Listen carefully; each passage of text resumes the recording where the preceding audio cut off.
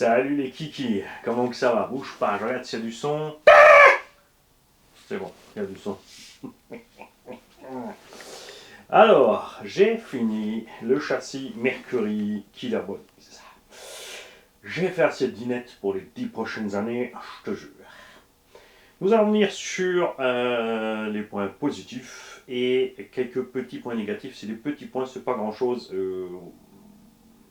Si tu es modiste, tu as un stock de visserie, donc tu vas comprendre pourquoi.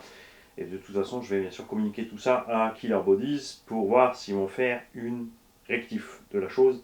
Moi, j'aimerais bien. C'est pas grand chose, mais voilà. Mais t'inquiète pas, je vais m'approcher, je sais.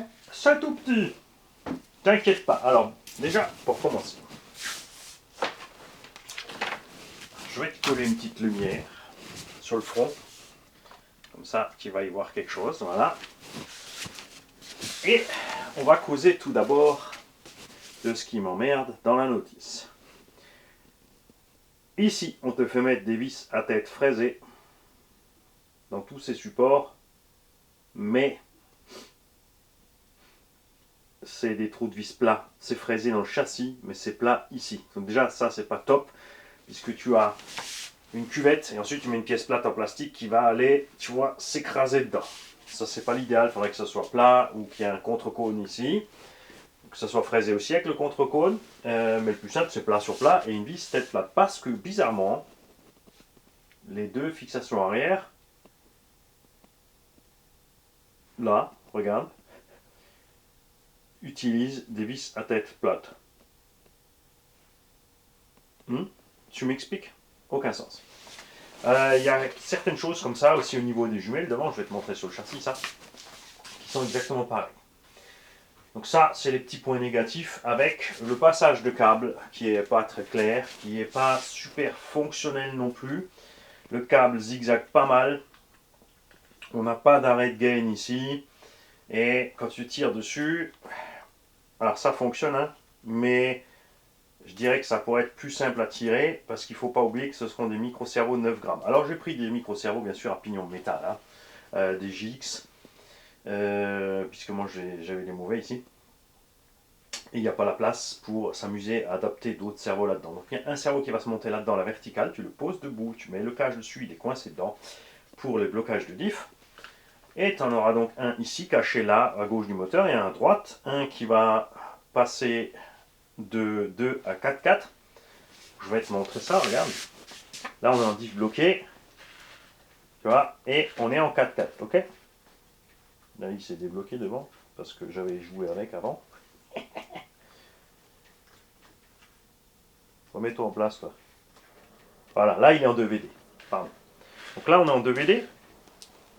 Et ici, avec cette sélection là, on passe en 4,4. Ok? Tu vois? 4,4. Et là, on repasse en 4,2. Ici, on passe petite ou grosse vitesse. Tu vois, le cardan tourne nettement moins vite. Tu t'es fait avoir. Hein. Mais les mecs, il faut se réveiller. Là. Je suis en train de tourner ce cardan. Forcément, il tourne à une vitesse stable. Parce que là, tu vois rien. En fait, c'est au niveau de la couronne que ça va changer. On sent le. Moi, ici, bien sûr, je le sens au niveau de la boîte de vitesse. C'est le son qui change. Mais ça sera au niveau du moteur. Les blocages diff donc fonctionnent. Pareil. Regarde. Bloqué. Débloqué. Tu lâches. Clac. Ça s'enclenche tout. Pareil à l'avant. Normalement. Là, c'est normal, c'est parce que tu es en 4,2, bouge pas, attends, regarde, je vais te mettre ça en 4,4, voilà. Regarde, là on est bloqué, là on est débloqué. Tu lâches, tu tournes un petit peu, et hop, ça se remet automatiquement. Donc par défaut, si tu n'as pas de cerveau ni rien, tu peux te mettre une vitesse 4,4 lente, et tu laisses tes deux bloqués pour ceux qui font vraiment du je roule que à 2 à l'heure. Voilà. Ce qu'ils te disent pas, c'est quand tu mets un cerveau standard qu'il n'y a plus la place pour le ventilo. On verra quand le moteur sera là aussi si on a toute la place. Comme dit que le Fusion SE, ça devrait passer, que le Fusion Pro, ça passe pas. Il est en 550, ça touche là devant. D'accord? On a donc, comme un vrai, le V6 la boîte de vitesse, la boîte de transfert, la transmission décentrée, suspension à lame à l'arrière, suspension à bras poussé à l'avant, puisque c'est un bras qui est poussé par le terrain. Les deux nœuds ont des bras poussés devant et des bras tirés derrière. C'est juste l'inverse, c'est quand tu es de l'autre sens, c'est le bras forcément tiré. D'accord? On a pour l'instant les ressorts courts. On a laissé ici le pont à sa place d'origine. Si tu mets le ressort long, tu mets le pont sous les lames. Donc tu rehausses l'arrière, tu rehausses l'avant. Après à l'avant, tu ne pourras pas rehausser grand chose. Il ne faut pas oublier qu'il y a la sangle de limitation de débattement. Donc il ne se tiendra pas beaucoup plus haut. Ou alors il faut traficoter la sangle, mais après il va falloir faire gaffe que les ressorts n'aillent pas se balader. Les fakes amortos, donc il y a juste de la 100W, 150 000 ou 200 000 CST, il faut avoir sur le tableau, n'oubliez pas que c'est exponentiel. Hein. 10W c'est 100 CST, mais après ça part en tout. Hein. 200 c'est 250, 300 c'est 350, 370, et après ça grimpe, ça grimpe, ça grimpe. Hein. Donc avec, tu vois, cette huile dedans, on a quand même une certaine souplesse. Alors c'est relativement dur, mais ce qui est relativement réaliste aussi, puisque les vrais engins, si tu n'as jamais fait du vrai 4x4, monte dedans et vas-y voir sur les bosses à 30 à l'heure. Il y en a plein qui achètent des grosses bécanes qui sont sûrs que le dos donne à 30 à l'heure, du coup je fais plus gaffe. Le premier, il faut pas gaffe. Le deuxième, je te garantis qu'il freine comme tout le monde. Avec cette huile, regarde, tu vois, la voiture, regarde comme elle réagit. Elle remonte même lentement. À l'avant, on a le poids déjà de quelques éléments, on n'a pas encore le moteur, ça réagit bien. Bien sûr, à l'arrière, pour l'instant, on est vide, donc c'est normal, ça rebondit. Ce qui est sympa, tu vois, on est quand même déjà pas mal réaliste. Et donc, c'est RC Review qui a fait le même test, et chez lui, ça rebondit bizarrement. Alors, je pense que, comme dit, il n'a pas mis la 100 000, ou il a reçu un RTR qui n'était pas fait avec la 100 000. La notice, globalement, il y a 2-3 choses, c'est pas des choses fausses, c'est des petits oublis. 2-3 endroits, il manque la taille des vis. C'est pas un truc pour débutants en général, donc ça va, tu t'en sors.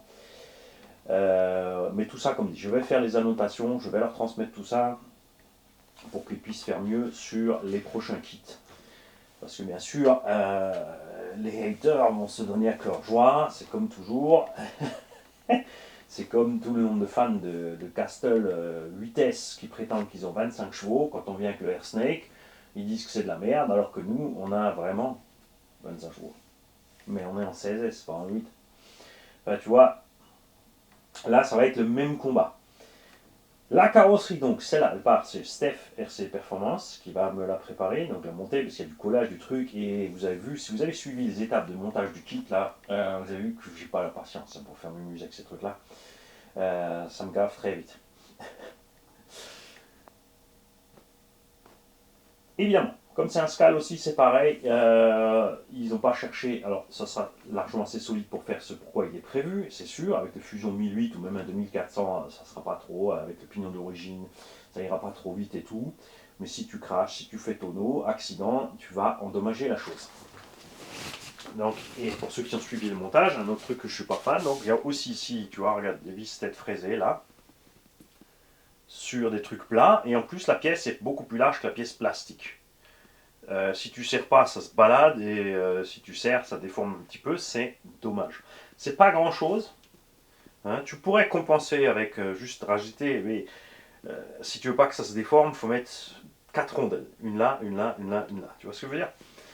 Et si tu as de la visserie donc à la maison, comme dit en M2, tu mets tes têtes plates toi-même. Le Scal, c'est quand même pour les pointueux, donc je pense qu'il y en a certains à qui, bien sûr, ça ne va pas plaire. La batterie. Toute cette pièce ici est métallique, cette pièce aussi. Donc tu déverrouilles là, et tu peux sortir ta batterie par en dessous, puisque la carrosserie, elle, sera comme sur un vrai, vissée là. Il reste plein de joints toriques, donc à mon avis, ça sera utilisé avec les joints toriques, comme sur les vrais, pardon, là. Je mets les joints toriques ici pour mettre la carreau dessus. Et du coup, tu n'auras plus rien à intervenir sur le véhicule. C'est pas le genre d'engin non plus que tu vas passer dans un bain de boue. Enfin, tu peux, mais après le démontage, vas-y. Hein, Tu vois ce que je veux dire. Les pneus n'ont pas d'air dedans. Je rappelle que c'est lesté. Ces pièces sont en métal, donc on a le point bas du châssis qui est lesté. Il y a encore la batterie ici, les roues sont lestées, ce qui fait que déjà en lui-même ça ne devrait pas être trop mal. Ici on mettrait une petite batterie, pas grand chose, hein, une 2S2000 ou quelque chose. J'avais simulé ça avec un pack de batterie. Regarde, hop, comme ça, niveau poids, on a quand même pas mal vers l'avant. Hein. Bien sûr, ça rajoutera encore la carrosserie, donc on a la cabine et le capot qui vont rajouter du poids devant. La cabine va monter un peu le poids, la carreau est quand même en ABS, mais la benne derrière devrait être relativement légère. Mais bien sûr, tu n'es pas obligé de prendre une de ces carrosseries-là. Ceux qui vont prendre le machin pour côté performance peuvent largement mettre une carreau Lexan dessus, même si c'est pas aussi beau. Si tu veux juste être vraiment pour tu vois, le scal mais en perf de crapahutage, mais même ça paraît un peu étrange. Hein. Niveau des croisements de pont, on n'a pas grand chose parce que c'est réaliste. Les vrais engins n'ont pas des croisements de malade jusqu'à ce qu'ils aient été modifiés par un mécano. Mécanos qui peuvent monter des ponts portiques, qui peuvent passer donc le pont sous les lames, rallonger les ressorts devant, les amortos, les sangles de débattement max. Et bien sûr, si tu augmentes trop ton débattement, tu auras un souci de direction. Il ne faudra pas oublier de mettre une cale ici, au niveau du cerveau, pour descendre ta biellette. Hein. Tu ne vas pas te promener avec un angle comme ça, c'est sûr que ça ne va pas aller. D'accord. Ne pas oublier que plus c'est haut, plus on déverre, ça peut se casser la gueule. Hein. Et si tu as lesté suffisamment bas, il n'y a pas de problème. Là, c'est vrai que j'ai quelques combos Traxxas charbon là. On pourrait coller le charbon Traxxas dedans, mais c'est un 550, donc on aura un problème avec le ventilo. Il faudra en plus mettre quelque part le Vario, juste une fois pour le rouler, mais non. On va le laisser sagement de côté. Comme dit, on va confier tout le matos. Enfin, là, j'attends l'électronique. Quand l'électronique arrive, j'installe les cerveaux, le moteur. On fera un essai statique tranquille comme ça, sans la carreau. La carreau, entre-temps, sera confiée à Steph, ou selon les délais, je filerai bien sûr l'engin fini complet. Hein. Enfin, le châssis complet. Lui, il fera la carreau. Pour la visser dessus direct. Et tous ceux qui ont des scales, sur quelle scale vous roulez? Je sais qu'il y a donc Kraxman, Capo RC, hein, qui fait des trucs de dingo. Je ne sais plus quelle marque c'est donc qui fait le Tank 300. Le Tank 300 existe, hein, c'est un véhicule vendu en Chine. Il y a Kraxman aussi, entre-temps, qui fait le Ford Raptor avec la boîte, plusieurs rapports, tout machin. L'engin à peu près 380 mm d'anthrax, fait 5-6 kg. Ils ont fait un truc réaliste, mais ils ont mis un moteur charbon dedans. À 850 balles, ils osent te vendre ça avec un combo charbon. Un fusion, les gars. Mettez un fusion là-dedans, franchement, vendez le 850 avec le fusion et tout, et voilà. Mais sinon, non. D'autant plus que tu ne pourras pas faire grand-chose avec cette caisse à 850 balles que de la dinette. Mais c'est des budgets réalistes, puisque là, mine de rien, on est sur un châssis à 300-350 euros, tu as 170 euros de carrosserie, tu es déjà à 450 balles à poil là. Ensuite, tu mets ton combo, si tu mets fusion, 100 balles, tu mets tous tes cerveaux, ta radio, une centaine d'euros encore. Mais, ce que les scaleux voient, parce que nous, bien sûr, les gens qui roulent en sauvage, on se dit, mais merde, pour 1000 balles, j'ai presque un X-Max ou j'ai un X-Max d'occasion. Je peux me marrer un peu plus avec ça. Mais, sauf que eux, ils sont très bien conscients que toi, tu vas tout casser. Et eux, ils cassent en général jamais rien. D'accord? Et ils ont juste le plaisir de faire évoluer leur modèle de façon réaliste et, comme dit, de ne pas aller faire des franchissements trop extrêmes et de te faire tomber le véhicule d'une falaise de 5 mètres. Sur un dixième, ça équivaut à une chute de 50 mètres. Ça peut être réaliste aussi. J'ai pas envie de tester puisque c'est le châssis qu'on a reçu à poil. J'ai payé les frais de port et j'ai payé la carrosserie. Donc non, je n'irai pas faire un crash test. Sauf s'il m'emmerde. Si quand on roule ce truc, il me saoule, il est possible que le USA One, l'échelle, hein, lui règle son sort. Là, je vois déjà les amours. Ah, je te rachète, arrête, t'es fou. C'est le but.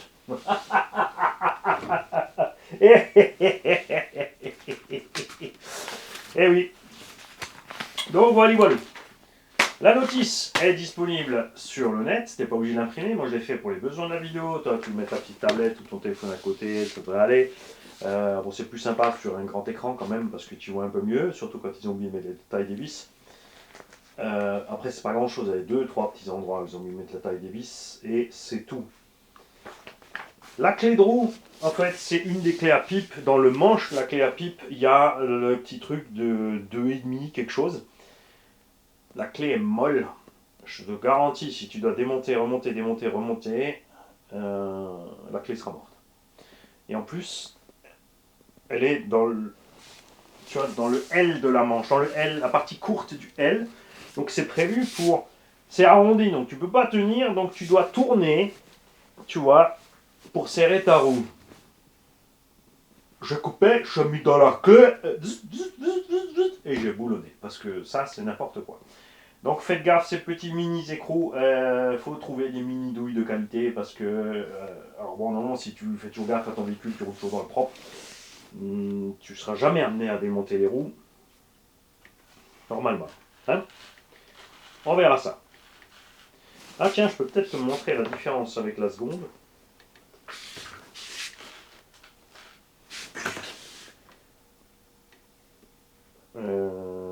Bouge pas, non, là je suis passé en 4-2.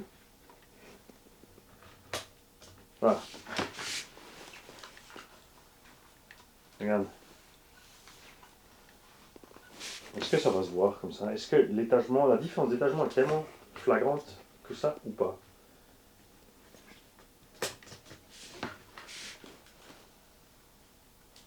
C'est revenu en 4-2, Mani. Ah ouais, quand même. Non, tu verras, ouais. Bref, maintenant, il n'y a plus qu'à attendre que le caramel est délicatement recouvert de yabon. Et ouais, je sais, t'as vu un truc derrière moi.